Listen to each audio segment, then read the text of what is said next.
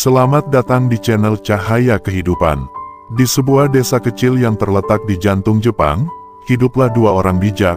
Salah satunya adalah seorang biksu Buddha yang saleh bernama Kaido, dan yang lainnya adalah seorang Zen Master bernama Haruki. Mereka sangat dihormati karena kebijaksanaan dan panduan mereka. Mereka sering memperhatikan perbedaan mendasar dalam pendekatan mereka terhadap kehidupan. Kaido menganjurkan jalan belas kasihan dan perhatian, sementara Haruki, sang Zen Master, percaya pada filsafat berhenti peduli. Suatu petang musim panas ketika matahari terbenam di ufuk, para penduduk desa berkumpul di lapangan desa untuk mencari nasihat dari kedua orang bijak ini. Hari itu panas dan emosi memanas akibat perselisihan kecil di antara para penduduk desa. Mereka mencari resolusi. Mereka berpaling kepada Kaido dan Haruki untuk panduan. Saudara-saudara dalam ajaran Buddha, kita didorong untuk membudayakan belas kasihan dan empati satu sama lain. Melalui perhatian satu sama lain, kita menemukan harmoni dalam hidup kita. Kita harus selalu berusaha untuk memahami penderitaan dan kesengsaraan satu sama lain, dan bagaimana cara untuk meringankannya. Dengan demikian, kita akan menemukan kedamaian untuk diri kita sendiri, kata Kaido. Para penduduk desa mengangguk setuju dengan kata-kata Kaido, memahami pentingnya belas kasihan dan perhatian dalam kehidupan mereka. Mereka percaya bahwa peduli satu sama lain adalah jalan menuju keberadaan yang harmonis.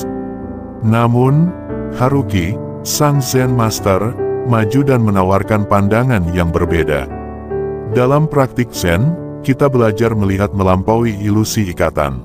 Kita sering merasa menderita karena terlalu peduli terhadap hal-hal yang di luar kendali kita.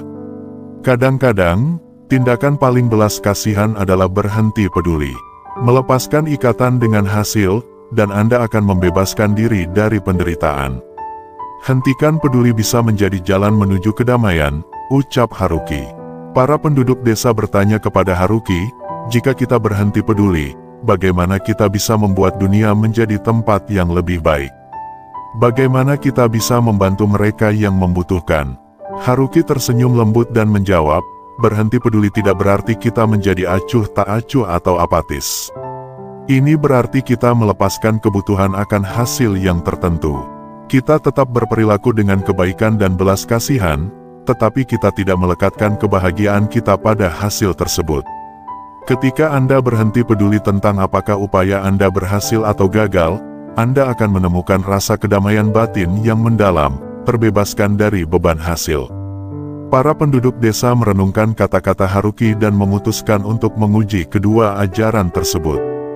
Mereka terbagi menjadi dua kelompok, satu mengikuti jalan belas kasihan dan perhatian Kaido, dan yang lainnya mengikuti jalan berhenti peduli Haruki. Kelompok Kaido bekerja dengan tekun untuk mengatasi masalah desa dengan belas kasihan dan perhatian. Mereka membantu orang miskin menyelesaikan perselisihan dan hanya peduli pada kesejahteraan sesama penduduk desa mereka. Sementara itu, kelompok Haruki bertindak dengan kebaikan dan belas kasihan, tetapi tanpa melekat pada hasil. Mereka menawarkan bantuan tanpa mengharapkan pengakuan atas hasilnya. Suatu hari, badai besar melanda desa. Kedua kelompok telah membantu penduduk desa untuk bersiap-siap, tetapi meskipun upaya mereka, hujan lebat menyebabkan kerusakan. Kelompok Kaido merasa putus asa, merasa upaya mereka sia-sia, sementara kelompok Haruki menerima situasi dengan tenang. Keesokan paginya, mereka bersatu kembali untuk memperbaiki kerusakan dengan lebih bertekad dari sebelumnya. Mereka tidak terpuruk oleh kejadian sebelumnya, dan rasa tujuan mereka tetap kuat.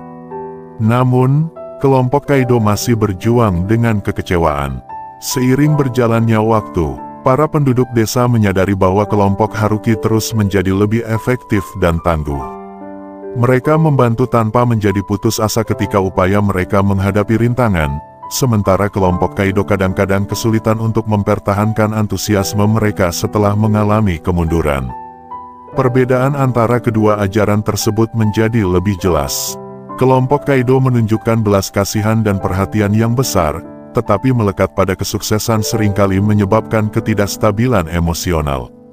Sementara kelompok Haruki, dengan praktik berhenti peduli, menemukan rasa kedamaian dan ketangguhan yang dalam.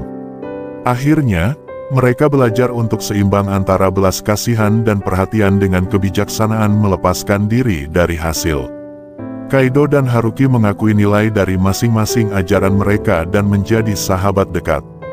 Pada akhirnya, para penduduk desa menemukan bahwa harmoni dan belas kasihan adalah kunci bagi kehidupan mereka.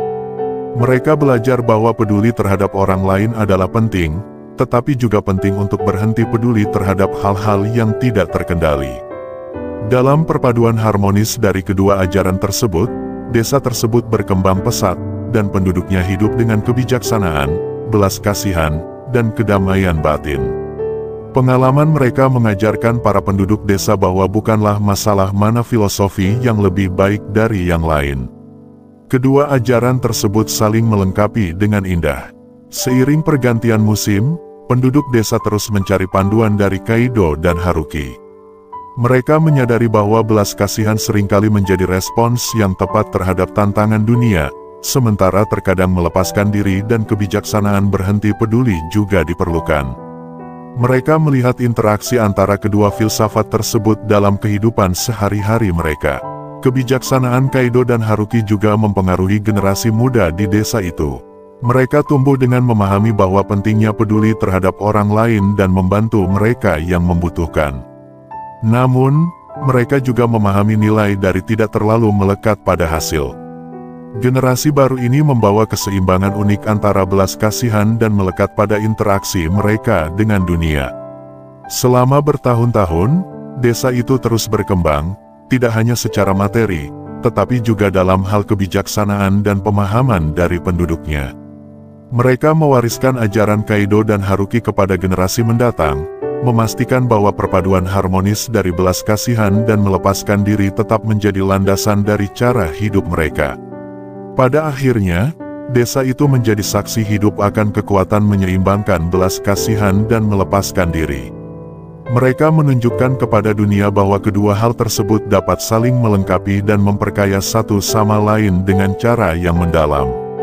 Para pengunjung datang dari tempat yang jauh untuk belajar dari penduduk bijak desa tersebut, dan desa itu sendiri menjadi simbol kebijaksanaan yang mendalam yang bisa ditemukan di perempatan antara peduli secara mendalam dan melepaskan diri. Filsafat-filsafat tersebut memiliki tempatnya dalam kehidupan. Sekarang, pertanyaannya adalah bagaimana Anda bisa menerapkan kebijaksanaan ini dalam kehidupan Anda sendiri. 1. Menjaga keseimbangan antara belas kasihan dan melepaskan diri. Temukan keseimbangan yang halus antara belas kasihan dan melepaskan diri. Pedulilah pada orang lain, tetapi jangan terlalu melekat pada hasil tertentu. 2. Praktikkan belas kasihan. Bertindaklah dengan kebaikan dan empati, memberikan dampak positif pada orang lain, dan memupuk harmoni dalam hidup Anda sendiri. 3. Melepaskan diri. Pelajari seni melepaskan diri dari melekat pada hasil tertentu, mengakui bahwa hidup seringkali berkembang dengan caranya sendiri. 4. Temukan kedamaian. Lakukan yang terbaik Anda tanpa terbebani oleh kesuksesan atau kegagalan. Dengan demikian, Anda akan menemukan kedamaian dalam menjalani hidup. Jika Anda merasa terinspirasi oleh cerita ini dan ingin menjelajahi lebih banyak kebijaksanaan dari cahaya kehidupan, jangan ragu untuk berlangganan saluran kami.